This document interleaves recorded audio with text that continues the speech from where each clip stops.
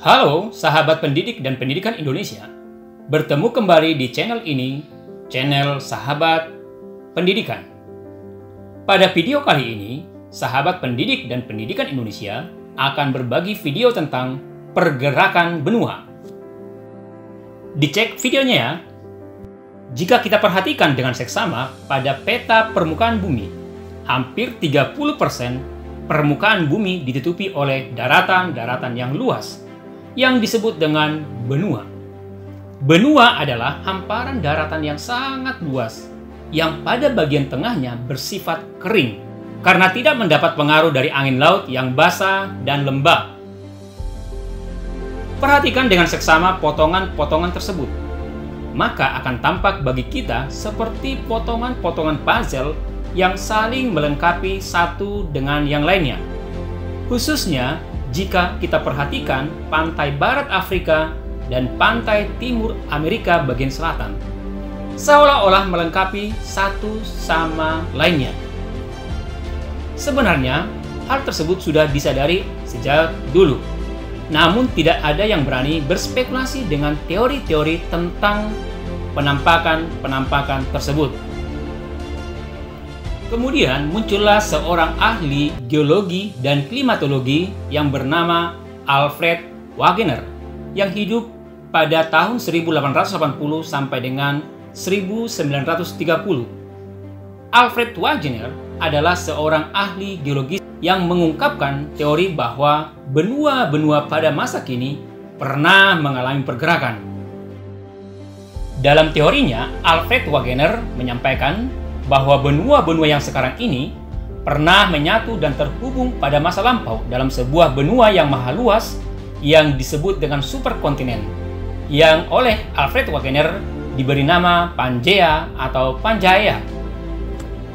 Tentu saja teori ini membuat orang-orang pada masa itu terhenyak dan menganggap itu hal yang tidak masuk akal.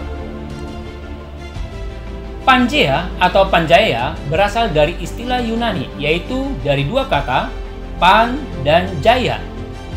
Pan berarti seluruh, dan jaya berarti bumi. Pangea berarti seluruh bumi atau seluruh daratan. Wegener percaya bahwa super benua ini pernah ada pada 250 juta tahun yang lalu. Seperti inilah penampakan super benua yang dipikirkan oleh Wegener. Bisa kita lihat, benua-benua modern seperti Amerika Utara, Amerika Selatan, Afrika, Eurasia, dan lain sebagainya. Semua tidak sama nampaknya seperti zaman sekarang.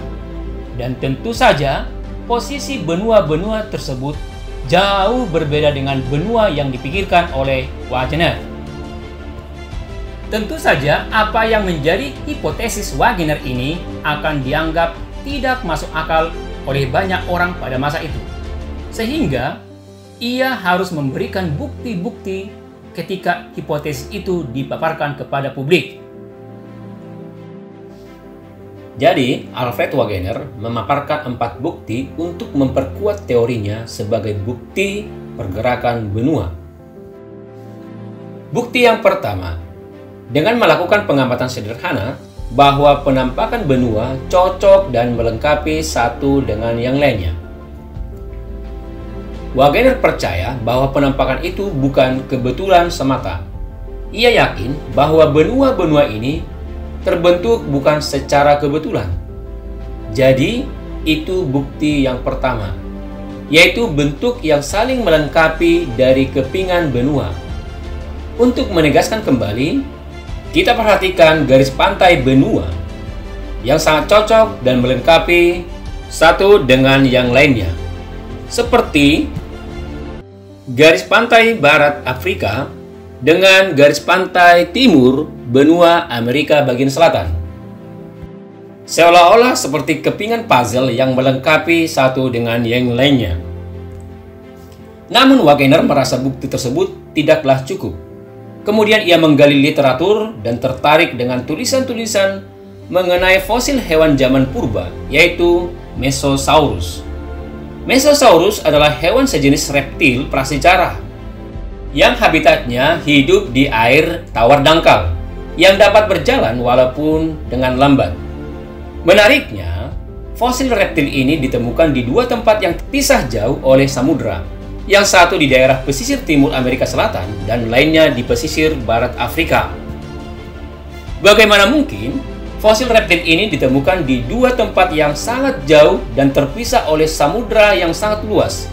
Sedangkan pada masa hidupnya, Mesosaurus bukanlah hewan yang dapat terbang dan tidak dapat berenang di air asin.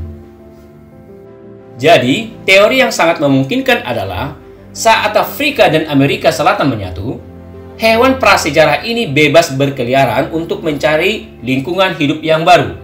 Setelah mengalami kepunahan, fosil-fosil Mesosaurus ini terbawa ke tempat yang berbeda karena pergerakan benua. Fakta menarik lainnya, Wagener menemukan dalam literatur pola penyebaran hewan purba lainnya yang unik. Dalam fakta tersebut menunjukkan benua-benua pernah menyatu. Jika kita menyatukan semua benua, pola itu menunjukkan kecocokan. Itulah bukti yang kedua, yang disebut dengan korelasi fosil atau kesamaan fosil. Alfred Wagener belum merasa puas dengan fakta dan data yang sudah dia temukan. Kemudian dia menggali literatur mengenai struktur batuan dan rangkaian pegunungan. Ia menemukan pola menarik persebaran batuan di pegunungan Atlantik Utara. Jika kita perhatikan pegunungan di timur laut benua Amerika dan pegunungan di utara Eropa, akan tampak seperti garis lurus. Rangkaian pegunungan di dua daerah ini ternyata tersusun oleh tipe batuan yang sama dan umur yang sama. Dalam ilmu geologi, tidak mungkin rangkaian batuan memiliki tipe dan umur yang sama di suatu wilayah yang terpisah sangat jauh. Penjelasan yang terbaik untuk itu adalah rangkaian pegunungan ini pernah menyatu dalam satu rangkaian dan terpisah karena ada pergerakan atau pergeseran benua. Itulah bukti yang ketiga yang kita sebut dengan kesamaan batuan dan pegunungan. Bukti yang terakhir, yaitu bukti yang keempat, dan yang paling kompleks dibandingkan dengan bukti-bukti yang sebelumnya, yaitu data klimatologi pada masa lampau. Wagener adalah seorang ahli cuaca dan iklim. Ia mencari jejak-jejak cuaca dingin dan cuaca panas pada masa lampau di seluruh dunia. Yang pertama ia perhatikan adalah gletser. Gletser adalah lapisan es yang sangat tebal yang terbentuk di daratan melalui pengkristalan salju yang turun secara terus-menerus. Gletser dapat ditemukan di puncak atau lembah pegunungan yang terus-menerus dituruni salju. Dan tentu saja, gletser dapat ditemukan di daerah yang terdingin di permukaan bumi ini, yaitu Kutub Utara dan Kutub Selatan. Menariknya, gletser dapat bergerak walaupun sangat lambat. Ketika gletser bergerak di atas batuan, akan meninggalkan jejak-jejak goresan pada batuan tersebut, yang dikenal dengan nama glacial striation. Apa hubungannya glacial striation dengan pergerakan benua?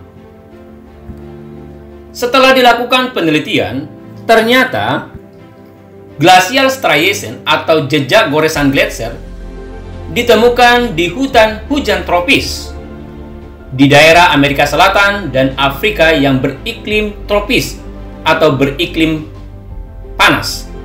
Apakah memungkinkan terbentuk gletser di sana? Tentu tidak. Karena daerah tropis adalah daerah yang suhunya tinggi atau suhunya panas. Gletser hanya dapat terbentuk di suhu yang sangat dingin. Jadi gletser hanya dapat terbentuk di kutub utara dan kutub selatan. Hal inilah yang memberikan kesan bahwa kedua benua ini tidak selalu berada di daerah khatulistiwa yang beriklim tropis seperti sekarang ini.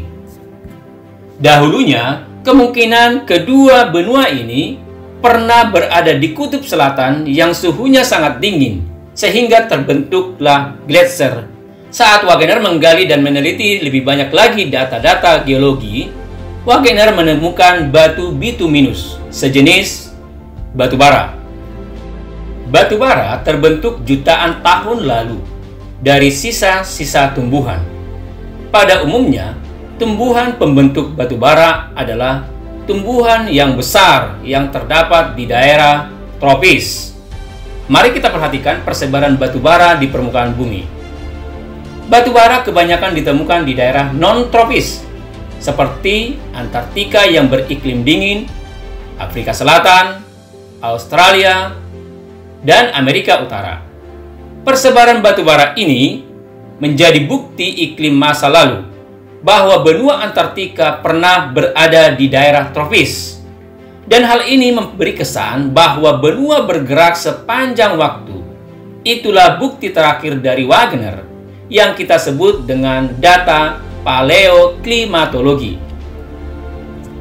Data-data yang dikumpulkan oleh Alfred Wagener tersebut kemudian dia tuangkan dalam sebuah buku yang diberi judul The Origin of Continent and Ocean, yang merupakan hasil buah pikirannya tentang pergeseran dan pergerakan benua.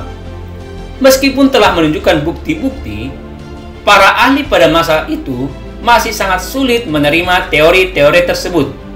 Dalam pikiran mereka, bagaimana mungkin benua yang padat dan luas itu dapat bergerak?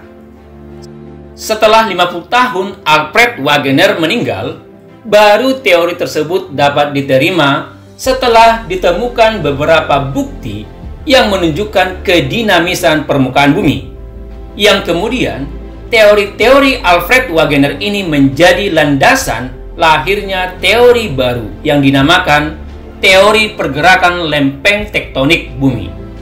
Demikian video kali ini yang membahas tentang teori-teori pergerakan ataupun pergeseran benua. Semoga video ini bermanfaat bagi para sahabat pendidik. Dan jangan lupa tekan tombol subscribe, like, dan komen. Sampai bertemu kembali di video-video selanjutnya.